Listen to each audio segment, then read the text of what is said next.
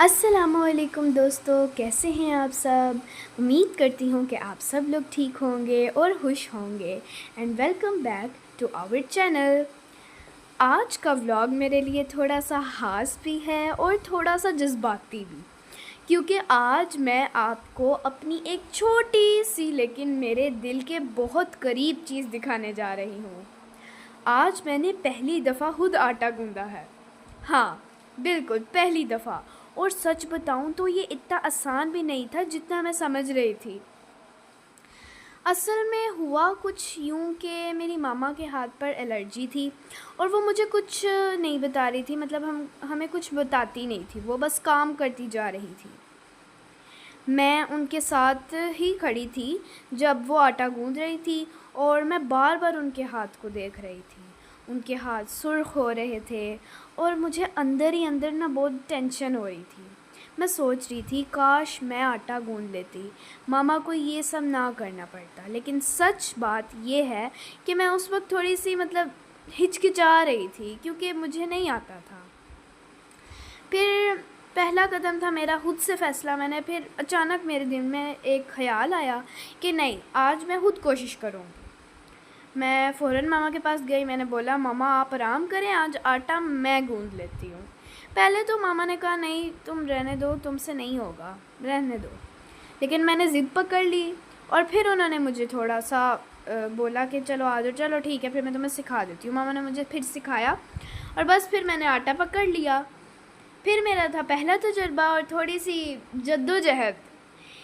यार सच बताऊँ तो शुरू में तो ऐसा लग रहा था जैसे आटा मेरा नहीं बल्कि मेरा दुश्मन है। कभी ज़्यादा पानी हो जाता, कभी आटा सख्त हो जाता और फिर कभी इतना ज़्यादा ढीला।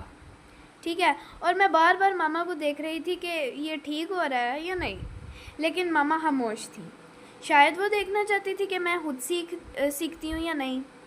और मैं करती रही तकरीबन 18 मिनट लगे मुझे, लेकिन मैंने उससे थोड़ा फास्ट करके वीडियो में 10 मिनट वाला फ़ील दिया ताकि आप लोगों को बोरिंग ना लगे। उस दौरान मेरे दिल में क्या ख़यालात थे, उस दौरान मेरे दिमाग में एक ही बात चल रही थी कि हमें अपनी माँओं की मदद ज़रूर करनी चाहिए। वो कभी नहीं कहती लेकिन उनको हमारी ज़रूरत होती है।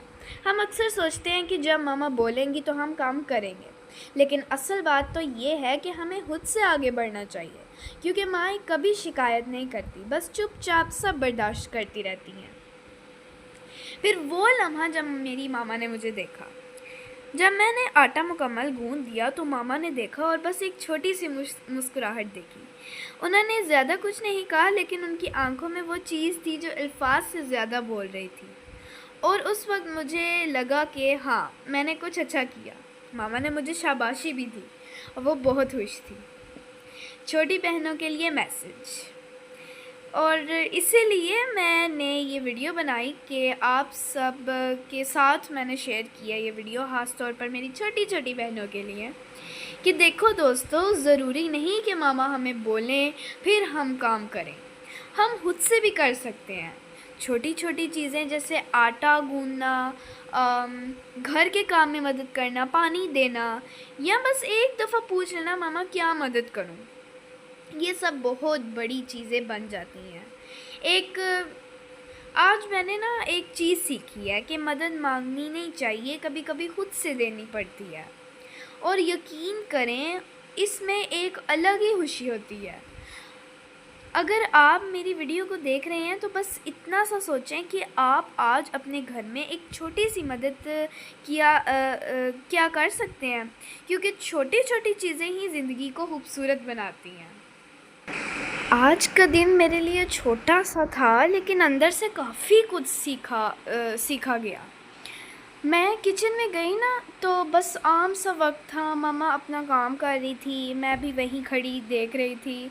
कोई ख़ास प्लान ही नहीं था, लेकिन ऐसे ही ना खड़े खड़े जब आप किसी को रोज़ काम करते देखते हैं तो एक अजीब सा ख्याल आता है ना, कि ये सब कितना नॉर्मल है लेकिन उसके पीछे कितनी मेहनत होती है। मैं यही सोच रही थी कि शायद मैं भी कुछ हेल्प कर लूँ।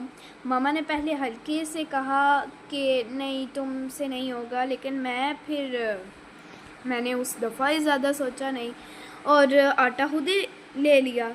शुरू में वाक़ई समझ नहीं आ रही थी कि आटा कभी हाथों से चिपक जाता था, कभी ज़्यादा सख्त हो जाता था। मैं बस ऐसे ही कर रही थी, थोड़ा रुकती, फिर दोबारा शुरू करती, और उस दौरान मैं ज़्यादा बोल भी नहीं रही थी, मैं बस ऑब्ज़र्व कर रही थी कि मम्मा भी ज़्यादा कुछ नहीं कह रही थी, वो बस मुझे देख रही थी, और शायद वो भी ये देख रही थी कि मैं खुद से सीख रही हूँ या नहीं।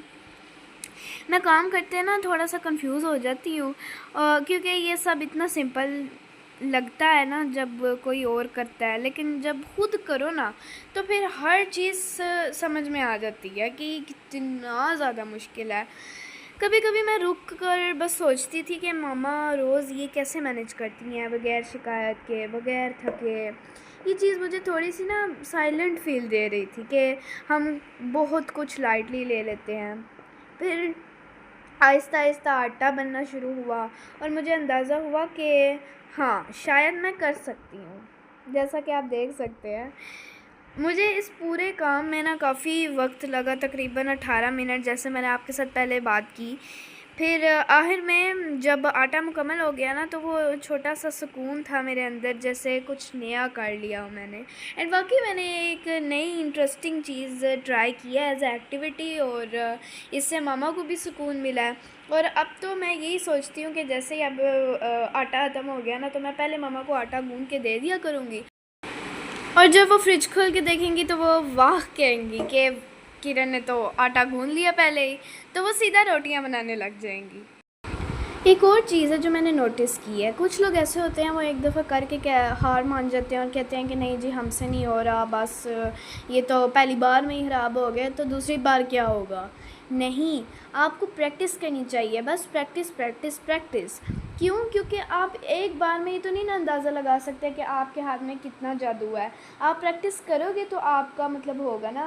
पहली दफ़ा अगर आप सख्त बनाते हो तो आपको अंदाज़ा हो जाएगा कि ये सख्त क्यों है, इसकी वजह क्या है। दूसरी बार आप अपनी गलती को सुधारते हो, और वो दूसरी बारी तो होता है। अब आप पहली दफ़ा करोगे तो फिर यही होगा ना कि आप सोचने लग जाओगे, ओवर थिंकिंग करोगे।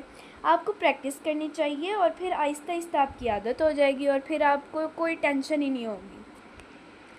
और एक बात जो उस वक्त मेरे जहन में बार बार आ रही थी ना, वो यही थी कि हम अक्सर घर में रह कर चीज़ों को बहुत नॉर्मल समझ लेते हैं।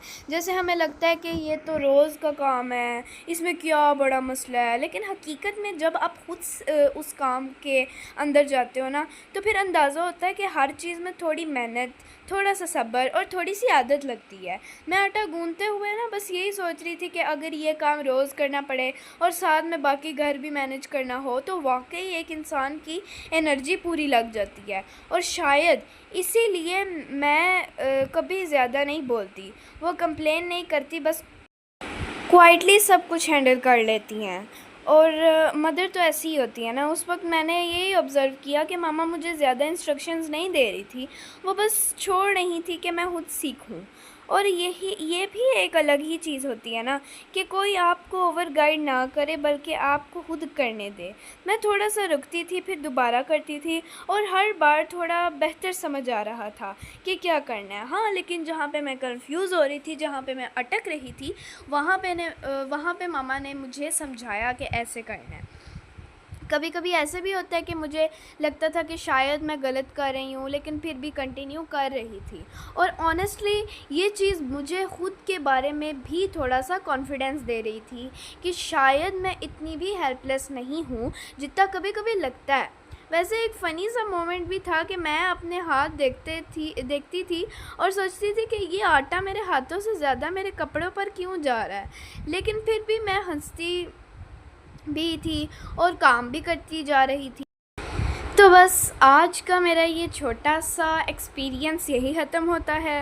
लेकिन सच कहूँ तो ये सिर्फ़ आटा गूँथने के काम नहीं आता, मेरे लिए एक एहसास था कि हम रोज़ की ज़िंदगी में कितनी छोटी छोटी चीज़ें इग्नोर कर देते हैं जो असल में किसी ना किसी के लिए बहुत बड़ी होती है। और शायद हम सबको कभी ना कभी ये सोचना चाहिए कि जो लोग हमारे आस पास क्वाइटली सब कुछ मैनेज कर रहे होते हैं, उनकी थोड़ी सी हेल्प भी उनके लिए बहुत फ़र्क डाल सकती है, स्पेशली हमारी मदर्स। मुझे आज भी ये फ़ील हुआ कि आज ये भी फ़ील हुआ कि सीखने के लिए परफेक्ट होना ज़रूरी नहीं होता, बस शुरू करना ज़रूरी होता है। और शुरू में सब कुछ मैसी होता है, हाथ भी गंदे होते हैं, गलतियाँ भी होती हैं, लेकिन वही चीज़ें फिर सिखाती हैं।